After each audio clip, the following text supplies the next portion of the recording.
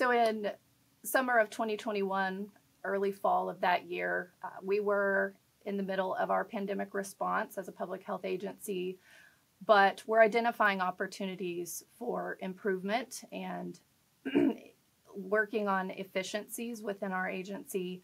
There was an audit conducted across all of the divisions in our agency. Key informant interviews were held, surveys, which was our Ready, Willing, and Able survey, were distributed to really get feedback from staff on those opportunities for improvement. We are committed to the why of public health, but we needed to look a little bit closer into what we're doing and how we're doing it. And so looking at processes, identifying opportunities to strengthen documents, standardize those.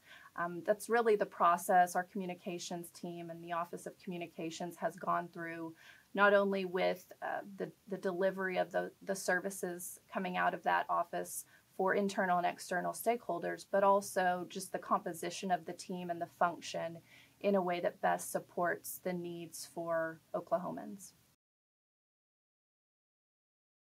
What we did when I came in shortly before the audit occurred and could see the way that the communications team was functioning and that it wasn't great.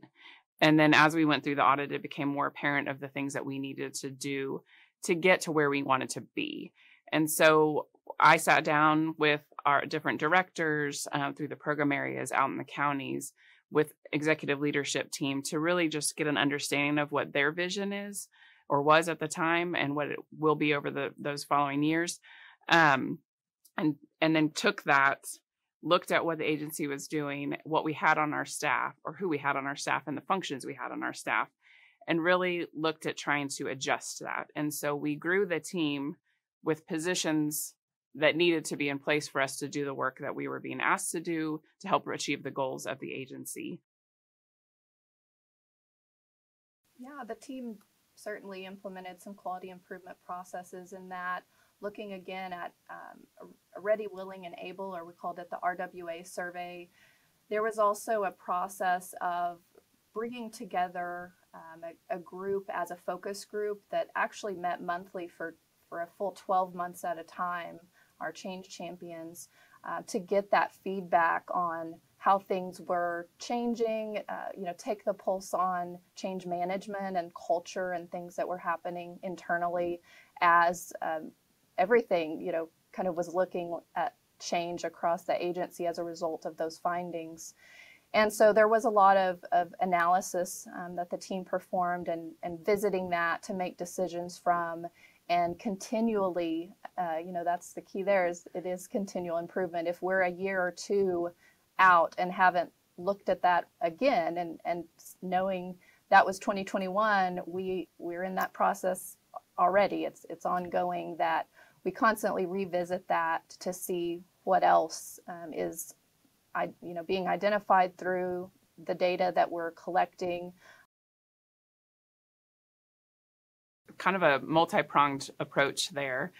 We knew we had an internal communication issue that we needed to address first. Because really what it comes down to is we've got to have strong relationships internally and externally. And so one of the first steps was really trying to rebuild the internal structure of trust with the Office of Communications. There had been a lack of it, a loss of it. And so coming in in the middle of the pandemic, and as we started to roll out of those emergency functions, we really were working on building those internal relationships between the Office of Communications and the program areas and the county health departments and all the districts we serve. So what we did there is we really just sat down with as many of the directors and program area staff that we could and talked to them, asked them, what is it that, is holding you back from wanting to work with us, and what can we do to help build that trust back?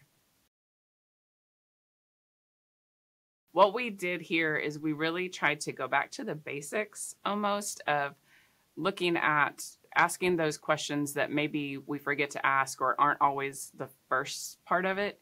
We have a tendency it's easy to jump into the activities or tactics of things. So we really tried to take a step back and say, let's stop and look at what is the goal? What are we even trying to do here? who are we trying to reach, and really defining the audience before just assuming it's all Oklahomans, because communities are different. So saying all Oklahomans doesn't work as an audience. So really diving into what's the goal, who's our audience that we're trying to talk to, what are we trying to even achieve, and in a measurable way, so that we can come back around and say, did we do what we were trying to do, with data behind that, having that evidence, so that if we aren't, we can adjust course. For the communications part of that specifically isn't too different. We, like I had mentioned, we met with the program area directors, the regional administrative directors out in the counties and districts, to really try to gather information and not assume. We really wanted to know from them, what are the problems that you're seeing? What are the hangups? What are the things that aren't being fulfilled, instead of us just making assumptions? So really being able to sit down and talk with those partners, who are internal and external to an extent, really helped develop things for us. But then we also have worked with a few outside vendors to help us get the message out further. We've built our team, though we still have some limited abilities there, to where we do need to work with some external partners for either research purposes, market research, or to purchase advertising space to be able to get that message out even deeper into the communities. So we are looking, there's always that broad, we want to talk to all Oklahomans, because of course all Oklahomans need to hear the message of public health. But what we really want to do is tap into the local communities and be able to speak directly to what matters most to them. And like Deborah had kind of talked about, through some of our initial research and meetings that we had at the local level, we've been able to pull things out from those conversations that have led to a state health improvement plan and things like that, to where we're able to then say, okay, well, here's where we need to talk to this group in this area. So it's still not, we don't have like one over the other necessarily, but we have lots of different subgroups within the local community. So there are some things that we do absolutely want to get out to all Oklahomans, and we can do a broad message there. But then we really want to tailor those to specific communities with the topics and the health emergencies that might be occurring for them, but might not be occurring on the other side of the state. So it really depends on the issue, but with the work that Deborah and her team have done with the state health improvement plan, it has helped us identify pockets of different areas in the state that might need a little bit more attention than others. So it's still a little bit broad, but really trying to do our best to localize when the message needs to be localized. I think I also learned just the opportunity to leverage the communication team toward improvement, because in receiving so many requests from program areas to produce a plan or a document or a one-pager, that team being able to have eyes on so much of what's happening across our agency, to identify some of those, best practices, or some of those that when we look at the analytics performed better, to make adjustments and suggestions through the relationships they had built with the other teams that might need a little bit more support on some of those pieces through communication. The wins don't always have to be huge wins. Sometimes the littlest win means the most. Like for me, I was able to win over someone that I thought I wasn't going to be able to win over easily. That was a big win to me, which might have seemed small to others. So take those wins where you get them, and just remember it takes a lot of time, but the payoff will come as you work through the process.